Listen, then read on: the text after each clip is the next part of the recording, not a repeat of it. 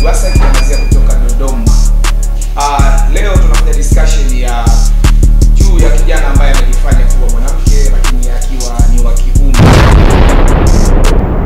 Mtazamaji, hii ni Bido TV, kisima cha burudani. Mahali hapa nimeliwa, lakini tuko kwa kibanda umiza ambako tunataka kuzungumza na mashabiki wa Simba. Wanaionaje timu yao na wanaizungumziaje katika mwenendo huu na katika ligi hii ya NBC?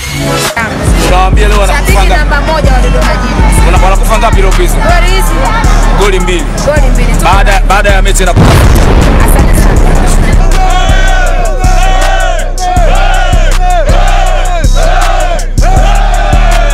Hilo ni shangwe la Dodoma Jiji hapa ndani ya uwanja wa Jamhuri wakisherehekea ushindi wa goli 3-2 na ushindi ambao umepata kwa Tanzania Prison. Mimi ni Rafael Kisima cha burudani. Leo hii tumetembelea ofisi za Dr.